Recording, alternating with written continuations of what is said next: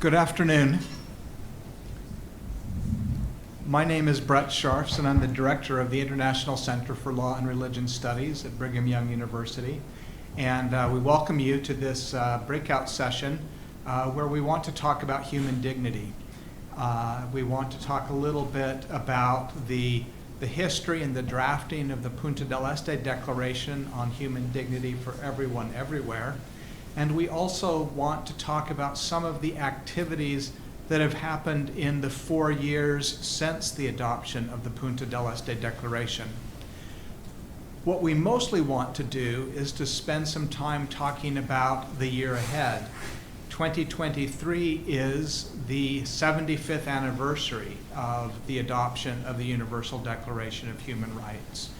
And this is a very important milestone in the history of human rights as a project. And it's a good time for us to pause and reflect and assess how human rights are doing in the world today. So what we will focus on are 3 particular projects that our center, the International Center for Law and Religion Studies, is beginning to work on for 2023, projects relating to human dignity and amplifying the significance and the importance of human dignity as a concept, not only in human rights, but for humanity itself. I'm joined today with 2 panelists. To my immediate right, to your left, is Professor Lutforahman Saeed, who is a law professor at the University of Kabul. Professor Saeed and his family became refugees late last August when the Taliban takeover of Afghanistan took place. And we were introduced to him a few months later. We got a phone call from the US State Department saying, "We have a law professor here whose interests seem to line up almost exactly with your center. Is there any possibility that you could find a place for him for a year?" And we were eager to do that, and it was a little complicated to work out all the paperwork. It turns out that the bureaucracy of the US government is challenging, even for lawyers and universities to navigate. But we're happy to report that Saeed and his 4 children and his wife are safe and sound in Utah. And he will be with us not for just 1, but actually 3 years as a visiting fellow, because he got 2 additional years of support from the Norwegian government. But they have given him permission, indeed encouraged him to spend those 2 years mostly at our center. So we will have Professor Saeed with us. And this is very significant for us because, as many of you will no doubt know, Brigham Young University is owned and sponsored by the Church of Jesus Christ of Latter-day Saints. And we're a handful short of Muslims at BYU. And so one of the things that we're hoping to work on is projects relating to Islamic perspectives on human dignity. And it turns out that Professor Saeed was working on an article on that very topic. And so he has stepped in seamlessly to be part of our team working on these issues. Next to my right is an old friend and frequent collaborator, Jan Figeľ. Jan is a very important politician from Slovakia. He was actually the government minister that negotiated Slovakia's entry into the European Union. And after that became a commissioner of the EU, was for a number of years responsible for education policy in the EU. And after that served as the first ever special envoy for freedom of religion and belief outside the EU. That's a mouthful. And Jan held that position with distinction. Indeed, he defined that position because no one had ever held it before he did. And it was actually a conversation that we had at our center with Jan Figeľ in January of 2018 that laid the groundwork for what would become the Punta del Este Declaration. And one of my hopes is that our conversation can be somewhat informal. We know that it's a little difficult to raise your hand and speak from the audience, but we do hope that we'll not just save some time, but also welcome your participation as well. And in that spirit of informality, I wanted to begin by just asking Jan what he remembers about that first meeting around our conference room table in January of 2018. Thank you, Brett, and thank you all for basically your interest to share something more or deeper on human dignity, because this subject should be our basics. We should get mature in terms of understanding of dignity and culture of dignity. It means a lot, and if 21st century should become more humane, it is only through understanding and respecting equal dignity of all.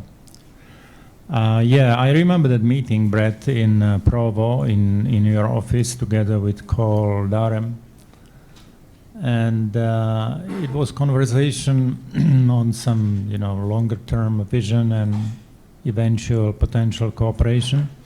And then I think the major issue you had in mind and on the table or in the program was how to react on Yogyakarta principles.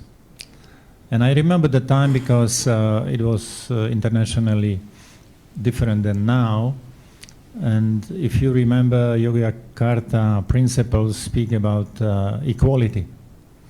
But this equality is bringing new, not only challenges, but deformations in international relations or international law even.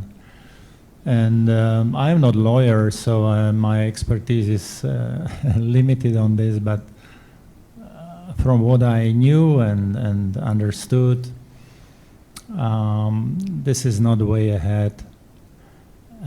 Equality is based on something else than those principles declare. And my answer was, if we want to find a way ahead, we should dig deeper. And deeper means dignity. And dignity is the base of any human equality, because we are all equal in dignity. That's a principle. But we are all different in identity. That's a principle. Not a problem, not an issue. That's how the world was created, is procreated. My son is different from me, and that's not a problem. So unless we start cloning, I say it with conviction. Somehow we were digging then deeper those days, and we discovered there is a ground for vision, for cooperation, for meaningful activities of the center. And I'm very glad that both Brett and Cole embraced this topic. And then we had a series of interesting conferences with religious and non-religious people, secular humanists, academics, scholars, even some politicians. And we found a common ground. And when you find common ground, then you can find even common vision and common victory and common future. And that's something what we need, because we are so divided, so antagonistic. Just look to this country, where it's heading. It's not the end. In my country, in Central Europe, we have war at the borders with Ukraine. One could say superficially, that Christian nations are waging war. Putin doesn't speak about dignity. He should. He should know more and learn more about dignity for all, of all, of or for. These were issues we discussed, and then I said that dignity must be departure point, objective or the aim of our actions, policies, measures, but also a criterion when we want to get from A to B. It cannot be, without critical view on the instruments, on policies, measures. So if we put dignity in the center of everything, we will find connections, analogies, the best ways, respectful ways. It is possible. It's not fairy tale. And I'm grateful, I conclude here, I'm grateful that this not only debate, but common quest for something reliable, credible, truthful, was so fruitful with Brett Scharffs and Cole Darham, and the process leading to the very nice name, actually. We met in the Western Hemisphere in Uruguay, but the meeting place was and is called Punta del Este. So meeting in the West, showing to the East means global message. And since then, since December 2018, hundreds of scholars, experts, academics, religious leaders, political leaders joined this declaration. And that's promising. It's not the end. It was rather, I would say, good beginning, but important for future of our nations, countries, and ourselves. Thank you, Brett. Thanks, Jan. One thing I remember about that first meeting is an anecdote that Jan told, and many of you have heard me tell this before, but he was recounting a series of telephone calls he had had with the government of Pakistan in his role as EU Special Envoy for Freedom of Religion and Belief outside the EU. And he said, can you imagine how this phone call went? And rather than guess, he told us, and he said, it went something like this. Hello, this is Jan Figeľ, EU Special Envoy for Freedom of Religion and Belief outside the EU calling. I'd like to come visit. And he said, can you imagine what the response from the government of Pakistan was? And I could guess, but again, didn't want to speculate. And he said, well, there was a long silence. And after the long silence, I heard the sucking of air. And then a very suspicious query. What do you want to talk about? And Jan's answer, as I recall, was human dignity. I'd like to come and talk about how human dignity is important for all people at all times and all places, and how it relates to religious freedom. He said there was another silence, but a different tenor and tone from the silence, and eventually the voice on the other side said, karama, dignity in Arabic. This is a very important concept in our sacred text, the Quran. Why don't you come and we can talk? And as I recall Jan's recounting of this, that opened a door, and it started a conversation. A door that gradually was opened wider, and a conversation that gradually became deeper. And it didn't lead to miraculous change in Pakistan, but it did lead to some constructive efforts.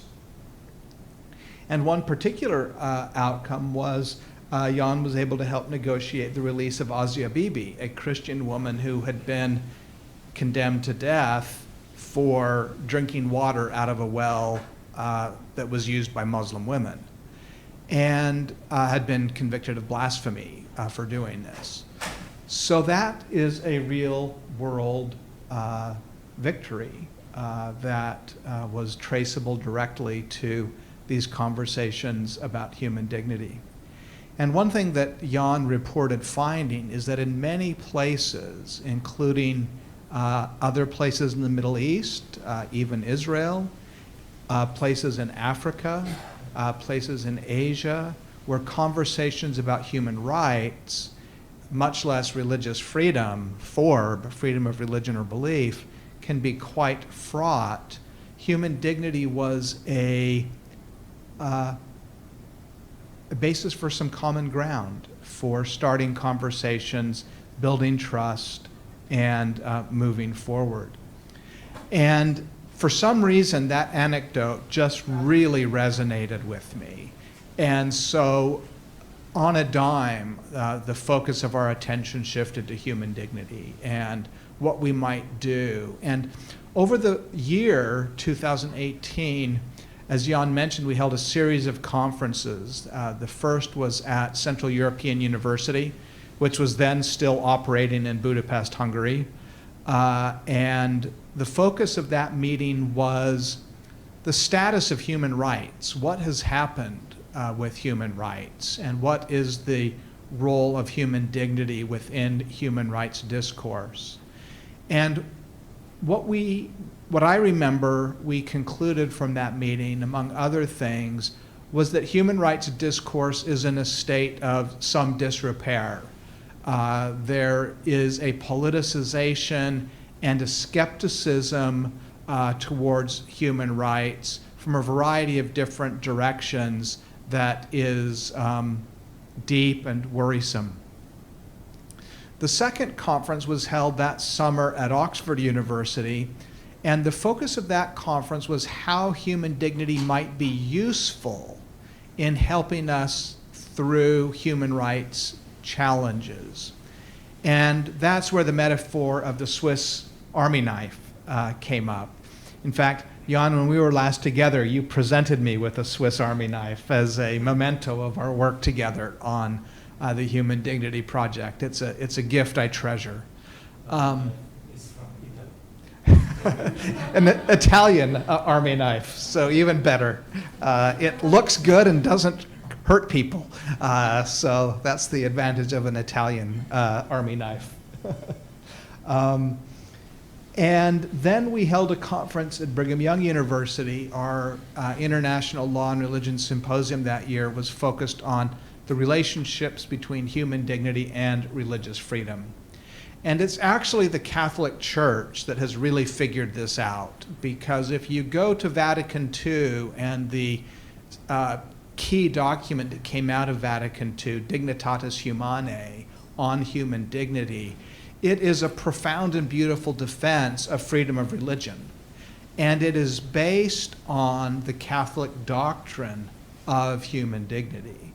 And there is this just beautiful direct line connecting the dignity of the human person to the importance of non-coercion in the matters of religion and conscience.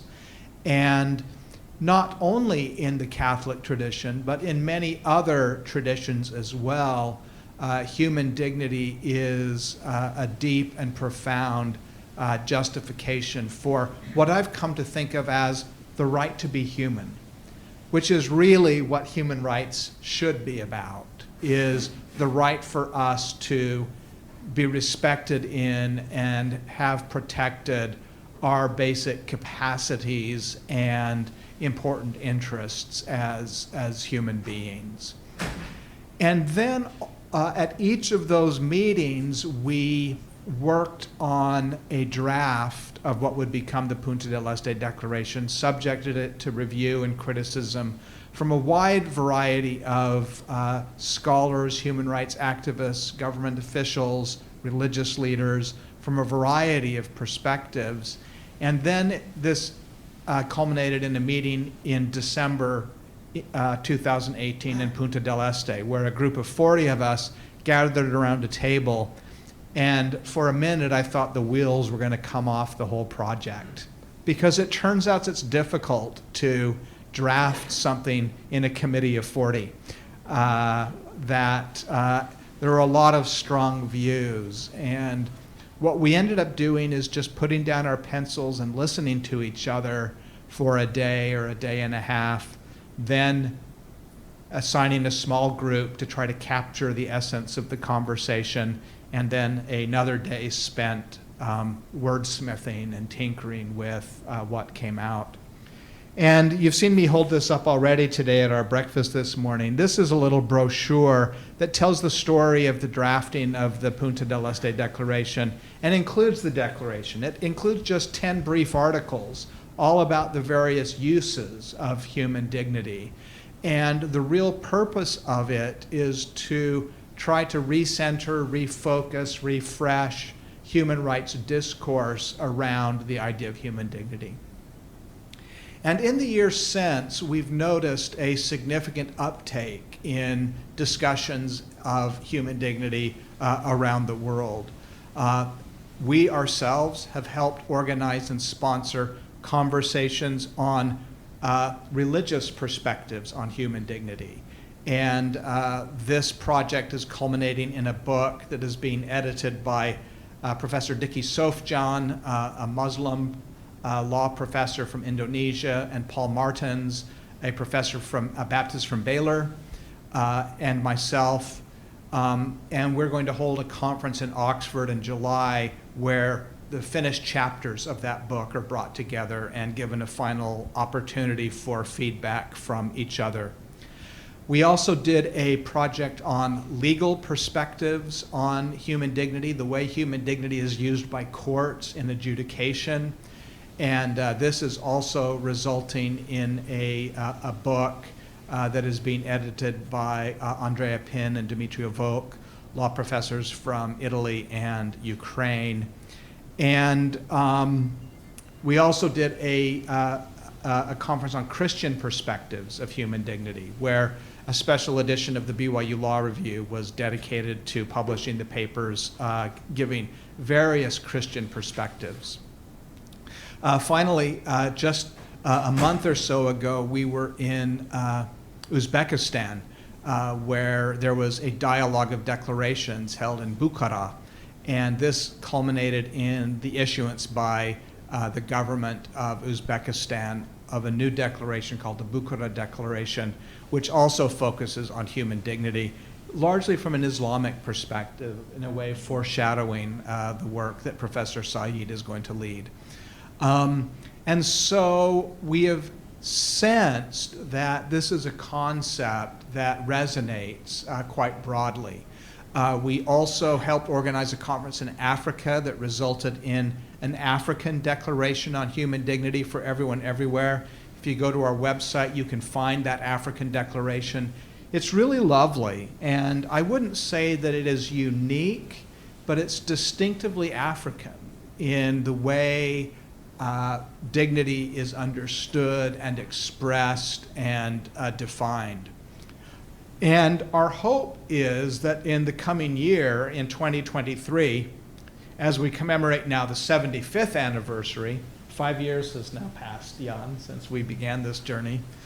As we celebrate the 25th anniversary of the UDHR, we have in mind several projects that I mentioned this morning. One having to do with Chinese conceptions of human dignity, one having to do with Islamic perspectives on human dignity, and one on civilizational discourse on human dignity. I talked this afternoon with one of our partners who works with us in Vietnam, and so we have a fourth. We'll be thinking about Vietnamese perspectives on human dignity. It turns out that Vietnam itself is such a rich and varied set of religious and cultural peoples that there's a lot to be done there as well. And the reason we wanted to talk about this here today in this forum is we're very much at the beginning stages, and we'd like to share the ideas that we have and have you have an opportunity to steer us in fruitful and generative directions. So, Professor Saeed, let me begin with you and let you talk a little bit about the Islamic perspectives on human dignity. I'll then talk about Chinese perspectives, and then Jan will give you the last word on civilizational discourse. Thank you very much, Brett. I'm very honored to be here, and yes, this is an important topic and digging much in the Holy Quran and the Prophet Muhammad Sunnah and other sources, we found a lot of concrete examples supporting human dignity. In the Holy Quran, actually, the concept of human dignity starts with the creation of Adam, the first human. God says in chapter 2, article 30, وَإِذْ قَالَ رَبُّكَ لِلْمَلَائِكَةِ إِنِّي جَاعِلٌ فِي الْأَرْضِ خَلِيفَةً. When God told the angels, I am going to create my deputy on the earth. It's important because God creates whatever He wants, but only regarding human, He has pre-announcement. Not for anything else, because it's special creation. He announced that I am going to create human. And angel says, why? We are here and you are going to create someone to shed blood and mischief the earth. We are praying and we are here. And God responded them and said, I know what you don't know. I'm gonna create human. This is very important first pre-announcement of creation of human. Second, with special duty to represent me on earth. He would be my deputy, my caliph or khalifa in Arabic word. Inni jailun fil ardi khalifa or khalifa. Like someone represent me on behalf of me on the earth. And it should be vicegerent of Allah, of God on earth. And third, there was there was argument from the angel side, and he responded and told them, I know what you don't know. And later on, ordered the angels to bow to respect Adam, because he knows what angels doesn't know or that don't know. On the other, in other verse, it's chapter 15, verse 29. It says, فَإِذَا سَوَّيْتُهُ فَنَفَخْتُ فِيهِ مِنْ رُوحِي. When the Adam's body prepared from earth, the material is earth, and then God say, like I blew up or blew into him my soul, my spirit. So on one hand, from Islamic perspective, human made of earth, but at the same time we have connection with God from soul or spiritual part, and it gives special position to the human in entire universe from Islamic perspective. In other verse, Quran clearly announced the dignity of human. وَلَقَدْ كَرَّمْنَا بَنِي آدَمَ. Professor mentioned, like in Arabic, karama, dignity. We honored, we gave dignity to sons of Adam, to human. You know better during the drafting process of human Universal Declaration of Human Rights. Jacques Martin, a French philosopher, was member of the drafting committee, and he wrote. Actually, it's part of his notes he was taking on daily basis, and later on published it. He said there was a question, very important question, but no one raised it. And it was why human has dignity rather than other creations. Because he said if we open this chapter, it would be endless discussion and never reach the final conclusion. That's why we kept it like secret, no one discussed it, but everyone on that committee has this question, because from scientific perspective, like from Darwinism or biological point of view, it's one cell developed in certain environment and become animal and then different kind of animal, but the root of this life is only one cell. So why one animal among 1,000 got this dignity rather than others? What's the reason behind that? So that's why it wasn't clear. It was like the issue that it's good to keep it secret or don't discuss it. But Quran announced it because it says God gave dignity to Bani Adam, to sons of Adam, to human. Why? Because from spiritual part, he has connection with God. That's why he is special. That's why he is not like others. It's different kind of creation. In the Holy Quran, God swear to many things. Like I don't know how much things God swear to Mecca, to sun, to moon, to day, to night. Like God swear on these things, but never swear on himself, except in one place when it talks about human soul. You say وَنَفْسٍ وَمَا سَوَّاهَا. God swear on human soul, and then later on he said, and swear on myself than I prepared. In the holy book of Quran, there is no place that God swear on himself except one place, which talks about the soul of human. There are tons of verses talks about a dignity of human in the Holy Quran, but we will discuss it hopefully in upcoming conference.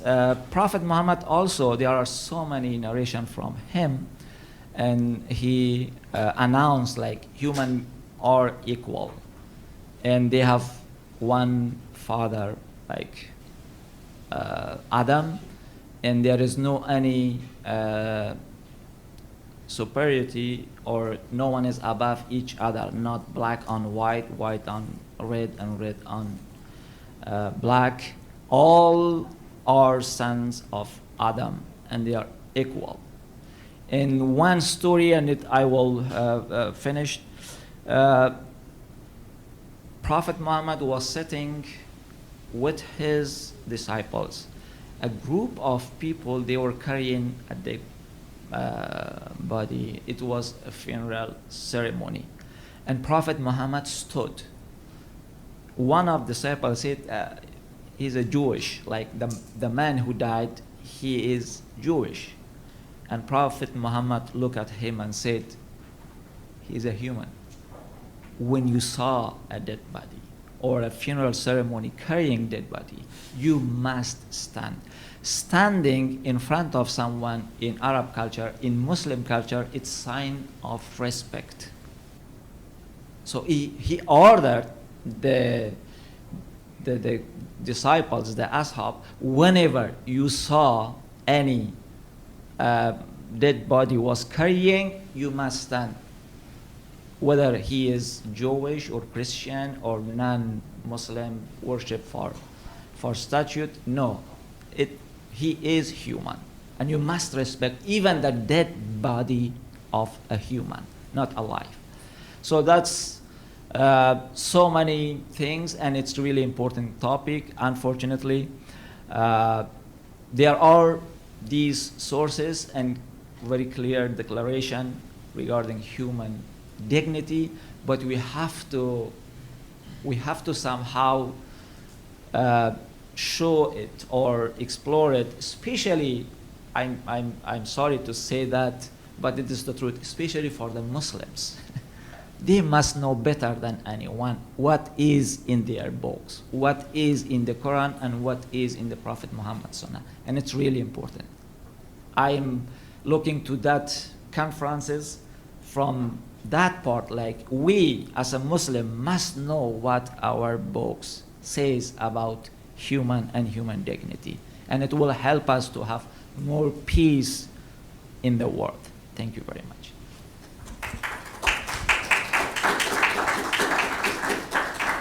Thank you, Lutforahman. I think it's wonderful that while I am thinking about trying to make sure that the Islamic perspectives make it to the non-Islamic world, you're also thinking about making sure that the Islamic perspectives make it to the Islamic world as well.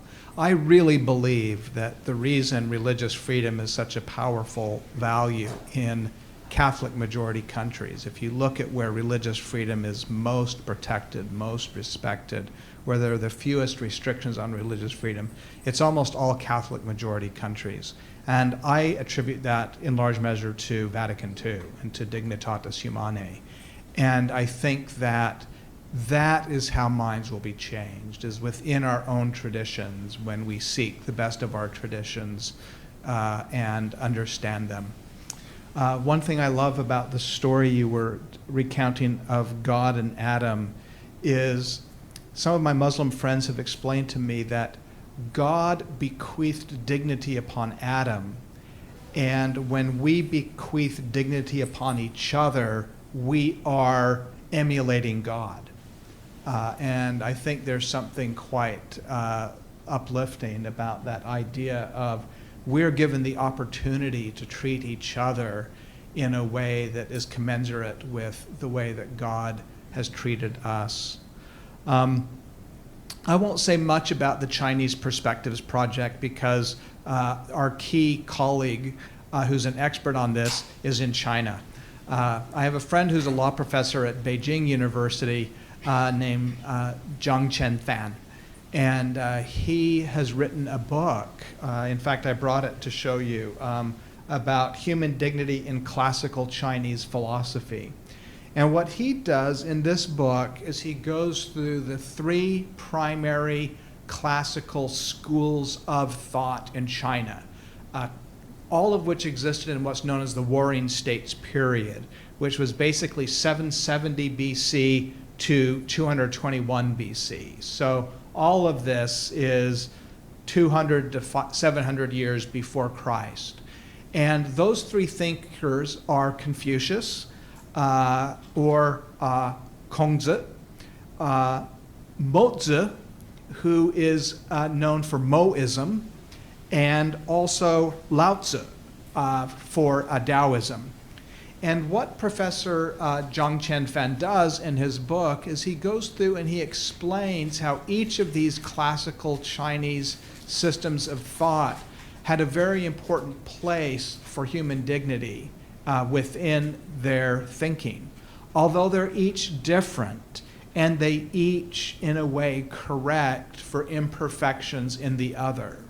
And so, for example, in Confucianism, there's a very strong sense of relational duties, vertical relationships between emperor and subject, father and child, husband and wife. And it's a duty-based system based upon relationships.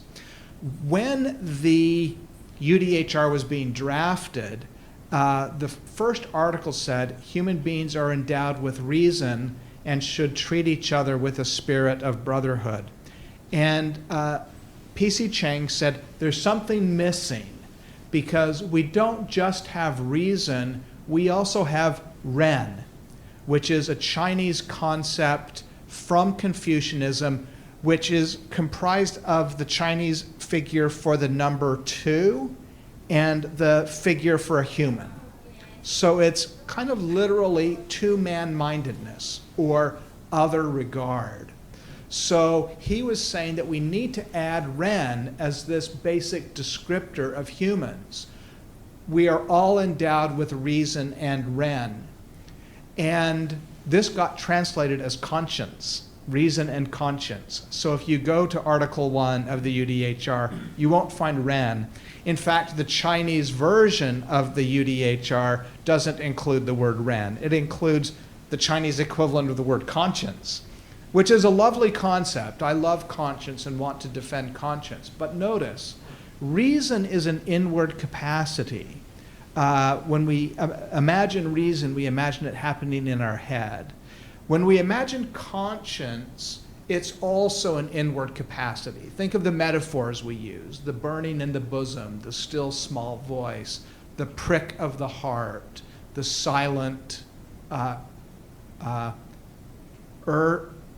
urging that we can't always fully explain, but it comes from within us.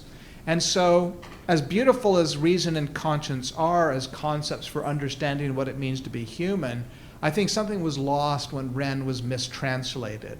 Because one of the criticisms that's often made of human rights is they're too individualistic. If we had Ren right there in the first sentence of Article 1, we wouldn't have that problem. In Moism, the key virtues are altruism and mutual respect for all. So there's a much more of a horizontal dimension that contrasts with the vertical dimension in Confucianism. And there's an emphasis on the values of austerity and also the common good. Sometimes I think mistranslated, but translated as a utilitarian dimension to Moism. And I think that also captures something about human dignity, the idea of the horizontal nature of this and the fact that we can't have regard just for our dignity. It needs to be equally regarding of others. And then Taoism, Lao Tzu talked a lot about individual freedom.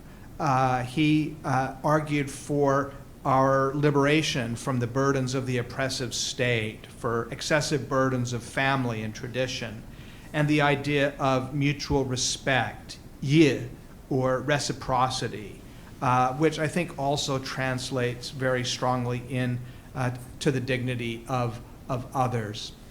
But Zhang Chen-Fan's insight is that each of these three conceptions of human relations, of human life, of human ethics, of human morals, include a concept of dignity.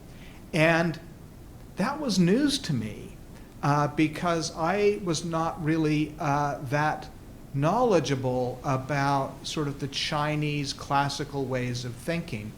It turns out that talking about dignity in China is a little tricky because to a Chinese ear, when you start saying, you know, we really need to emphasize the importance of dignity, they sometimes immediately say, you're right. China has been insulted by the West. We have a history of oppression and of subjugation and humiliation. And this is not consonant with our dignity. And what they're thinking about is sort of national dignity in a way, or national greatness. And so when you think of the China dream, which she often talks about, I think there's this dimension of nationhood and the greatness of the nation, the dignity of the nation, which is at stake. And so I think it will be challenging to really address human dignity from a Chinese perspective and avoid the slippage into sort of nationalism rather than something which is focusing on the characteristics of the human person.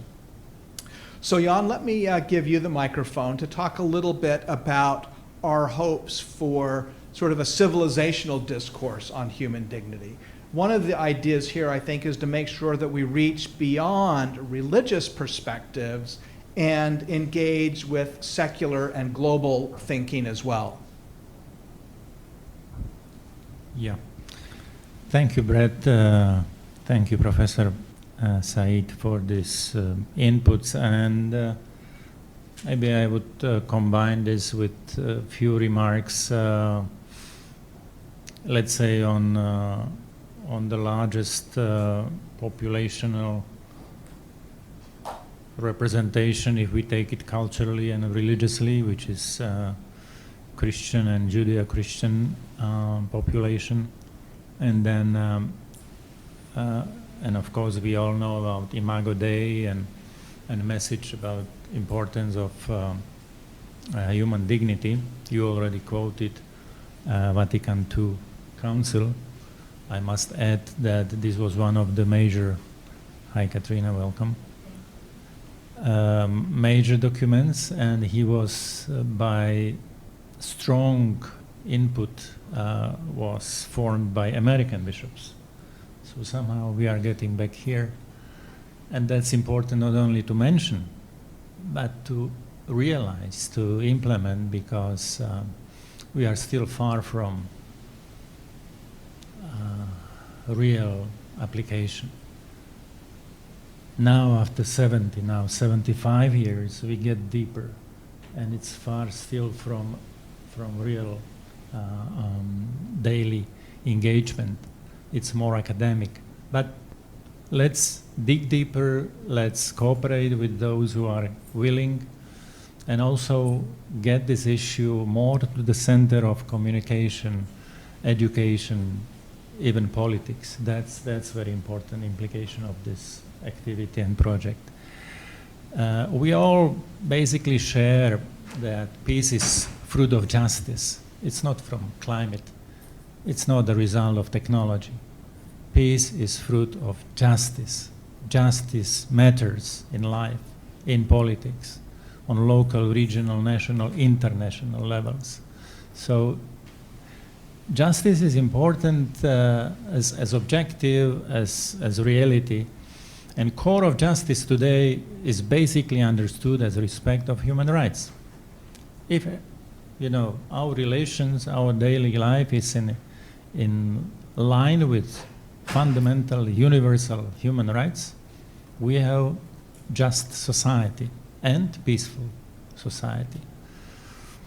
And thirdly, the core of human rights, or better to say, in line with UDHR, the foundational principle, the source of your, my, our rights is dignity. We all have dignity. We possess dignity. It's not given by state. It's innate. So therefore we need to understand the source of our rights in order to get it all right, and at the end to have peace. Peace in Ukraine, in Eastern Europe, peace in society, here in the United States, in Africa, Nigeria, everywhere. So it's a long road. There are many mistakes done, but we need to move. And only less than century, this issue, this notion is in our basic laws. First time in modern history, dignity appears in the Constitution of Ireland. Small but important country, 1937. Before the Second World War, the first war was called the Grande Guerre, the big war, great war, in terms of dimensions and victims. But the second was tragedy, even genocidal tragedy. And now some people speak about third world coming, third world war coming. We are not at the end of this, temptations or tests, but I mention it because in 1937, first time in the constitution of European country, and after the major tragedy, dignity appears, I would say, almost everywhere. It should be more than only appearance, but at least UDHR in 1948, Charter of the United Nations 1945, then several important constitutions of Germany, Federal Germany 1949 speaks about menschliche Würdigkeit, human dignity. Indian, the largest democracy in the world, in the preamble, if you look into Indian constitution from, I think, 1947, speaks about dignity. India. And many countries, my country, Slovakia, Poland, So now I would say it's in 70, 75 years it became a norm, a standard to refer to human dignity in our constitutions, in our conventions, in some religious documents, conventions, if I may say so. This is, for example, ICCPR, International Convention on Civil and Political Rights, 1966, United Nations. In my union, or I was commissioner in the European Union, in 2000, when your center was founded, we have adopted a legally binding Charter of Fundamental Rights, 2000. It has interesting preamble with 4 values. Union is based on fundamental values, namely dignity is the first one, then freedom, equality, solidarity. But dignity is the first value of the European Union. And then there is a chapter number 1, article number 1, called respect of human dignity. So it starts with dignity in preamble and in articles, legally binding articles. So I would say, fine, we are on the track. We refer to the importance of the roots, and the root is human dignity. I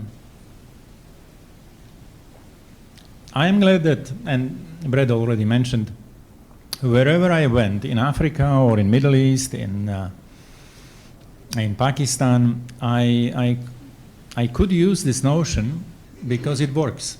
Yes, in Arabic it's karamah, similar understanding.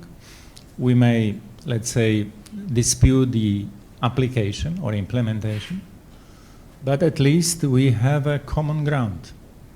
And once we have common ground, or at least common language, that we understand what we say and when the others respond, it's also important.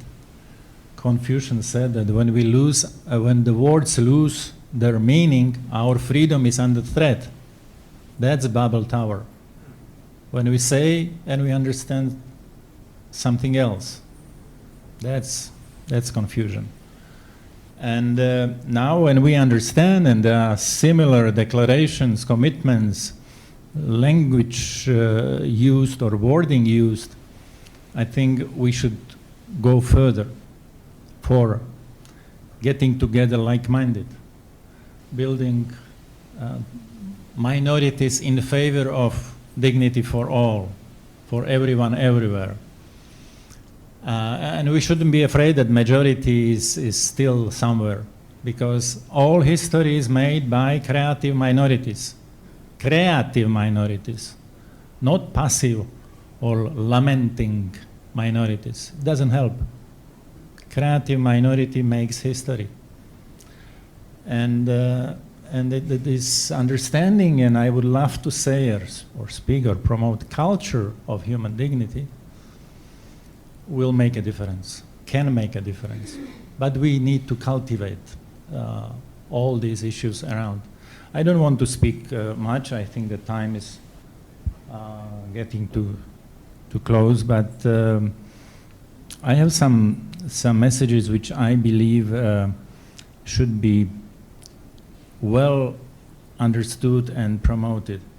Why we connect religious freedom with human dignity? I will quote one sentence from the document Brett mentioned, December 65, Second Vatican Council. And this sentence is, the Council declares that the right to religious freedom has its foundation in the very dignity of the human person. Religious freedom and nexus to human dignity. And we simplify sometimes religious freedom as freedom to believe or even not to believe.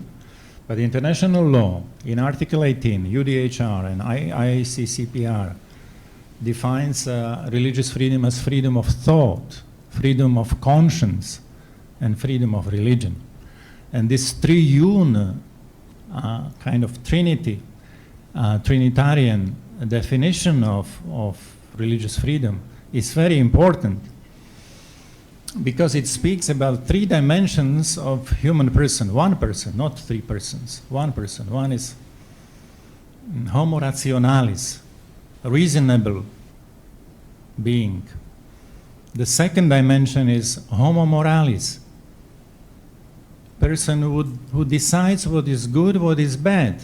That's important in life. And it's the same person, rationalis, moralis. And the third one, normally we would say homo spiritualis, is defined as homo religiosus, because we are spiritual beings, but we also need to religare, unite with the like-minded. And that's about community.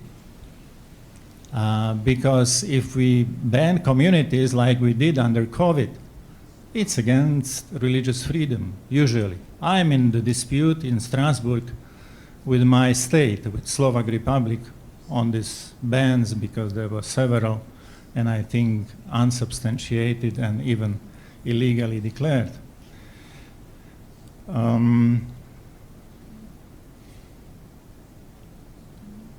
The last, maybe what is important to mention, you know the triangle which is famous since French Revolution, égalité, fraternité, liberté. This triangle is important, but must be a triangle. If something is missing, it will not work. If fraternity, which is usually missing, is in deficit, then equality and liberty, liberté will not work. Will not work, because the substance or the base of this triangle, since and even before French Revolution, is dignity. Dignity is even expression for equality. And I quoted sentence which speaks about freedom and dignity, connection between freedom and dignity. And where we are in equality, in equal position, we are invited to fraternity. And fraternity is a road to peace. So I got at the end to the beginning, justice and peace. We should behave in the spirit of brotherhood, and that's language of the UDHR. It's not religious language. And therefore, religious humanists and secular humanists should meet at the point called human dignity of everyone, everywhere, if they are humanists. If they are not, they will miss each other. Humanism needs a quality, depth, not only, a speak or language. And the objective of this quest or project, which is going on and will go on with the center, is cultivate our understanding and support for human dignity. I would call it quest of dignified civilization or culture of dignity. And this is promoted when human dignity of all is duly respected and protected. And really, close of my contribution,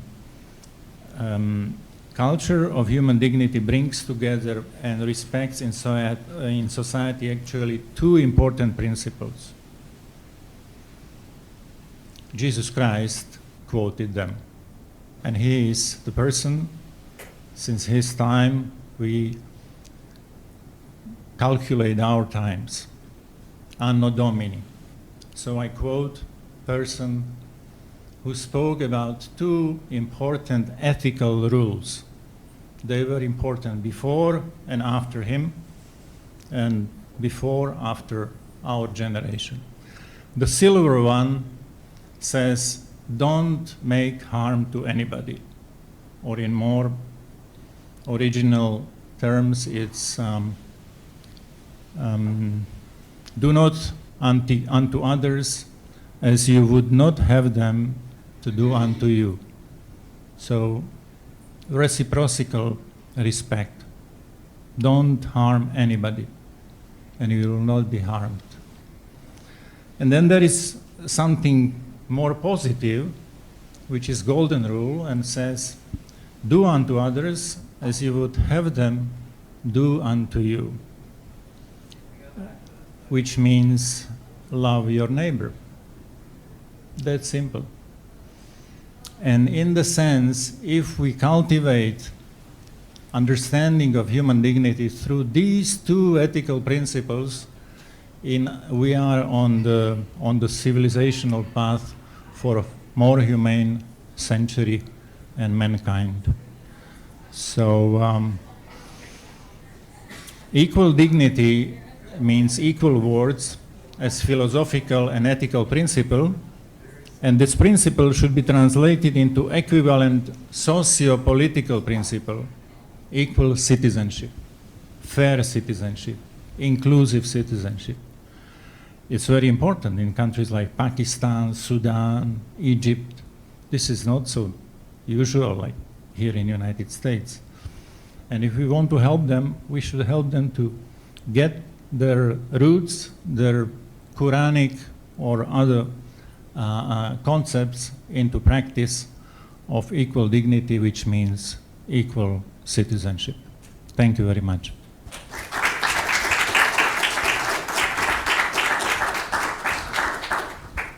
All right, I'm happy to report there's not a meeting in this room that we're holding up, but I want to conclude with 3 invitations. The first, if you haven't had but would like to have a copy of the brochure that explains the Punta del Este Declaration, we'll have them here at the front table. Feel free to pick one up. We have a second book that we put together called Points of Light, which includes quotations from about 100 of the signatories of the Punta del Este Declaration about what human dignity means to them. Pick that up if you would like. I'm also going to leave copies of my card here. And if you have ideas or suggestions, we didn't do a very good job of leaving time for audience feedback. Please pick up one of those and communicate with me. And we will take that into account as we try to develop these projects. Please join me in thanking our panelists.